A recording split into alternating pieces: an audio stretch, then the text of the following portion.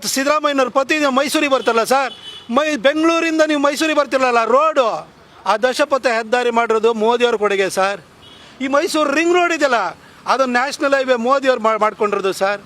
ಈ ಮೈಸೂರು ಏರ್ಪೋರ್ಟ್ ಇದೆಯಲ್ಲ, ಅದು ಇವತ್ತು ವಿಮಾನ ಬಂದಿದ್ರೆ ಅದಕ್ಕೆ ಮೋದಿಯವ್ರ ಕಾರಣ ಸರ್. ಈಗ software technology park of India ಅದು ಉದ್ಘಾಟನೆ ಆಗಿದೆ ಸರ್, ಅದು ಮೋದಿಯವ್ರ ಕಾರಣ ಸರ್. ಆ ರೈಲ್ವೆ ಸ್ಟೇಷನ್ ಹೋಗಿ ನೋಡಿ, ಬ್ರ್ಯಾಂಡ್ ನ್ಯೂ ರೈಲ್ವೆ ಸ್ಟೇಷನ್ ಆಗ್ತಿದೆ, ಅದು ಮೋದಿಯವ್ರ ಕೊಡುಗೆ ಸರ್. ಇಲ್ಲಿ ಮೈಸೂರದೇ ತೊಗೊಳ್ಳಿ, ಇಲ್ಲಿ ಪಾಸ್ಪೋರ್ಟ್ ಸೇವಾ ಕೇಂದ್ರ ಮೋದಿಯವ್ರ ಕೊಡುಗೆ ಸರ್. ಅಲ್ಲಿ ಹೋಗಿ ಆ ಕೊಚ್ಚೆ ಆಗ್ತಿರುತ್ತೆ ಮಳೆಗಾಲ ಟೈಮಲ್ಲಿ, ಆ ಎಕ್ಸಿಬಿಷನ್ ಗ್ರೌಂಡಿಗೆ ಅದಕ್ಕೆ ಒಂದು ಕಾಯಕಲ್ಪ ಕೊಡೋದಕ್ಕೆ ಸ್ವದೇಶ್ ದರ್ಶನಲ್ಲಿ 80 ಕೋಟಿ ಕೊಟ್ಟಿರೋರು ಮೋದಿಯವರು ಸರ್.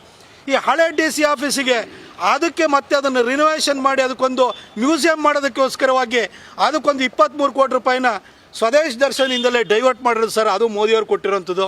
ನೀವು ಅಲ್ಲಿ ಚಾಮುಂಡಿ ಬೆಟ್ಟಕ್ಕೆ ಚುನಾವಣೆ ಟೈಮಲ್ಲಿ ಹೋಗಿ ಸರೆಂಡರ್ ಆ ಚಾಮುಂಡಿ ಬೆಟ್ಟದ ಅಭಿವೃದ್ಧಿಗೆ 45 ಕೋಟಿ ಕೊಟ್ಟಿರೋದು ಮೋದಿಯವರು ಸರ್. ಬರೀ ಮೈಸೂರದ ಅಷ್ಟೇ ಹೇಳ್ತಾ ಇದ್ದೀನಿ ಸರ್. ನೀವು ಫಿಲ್ಮ್ ಸಿಟಿ ಮಾಡ್ತೀನಿ ಫಿಲ್ಮ್ ಅಂತ ಹಿಮ್ಮ ಹೋತ್ರ ಅಂತ ಹೇಳಿದ್ರಿ, ಮಾಡಿದ್ರಾ ಸರ್? ಏನಾರು ಮಾಡಿದ್ರಾ ಸರ್? ಮಾಡಿಲ್ಲ.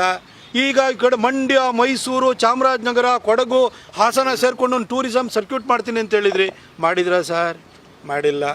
ಬರ್ತೀರಿ ಮೈಸೂರಿಗೆ ಬರೋದು, ಬೀಗ್ರೂಟ, ಬಾಡೂಟ, ಮಾಧ್ಯಮಗಳು ಉಡಾಫೆ ಸ್ಟೇಟ್ಮೆಂಟು. ಇದು ಬಿಟ್ಟರೆ ಏನು ಮಾಡಿದ್ರಿ ಅದನ್ನ ಹೇಳಿ ಸರ್ ದಯವಿಟ್ಟು.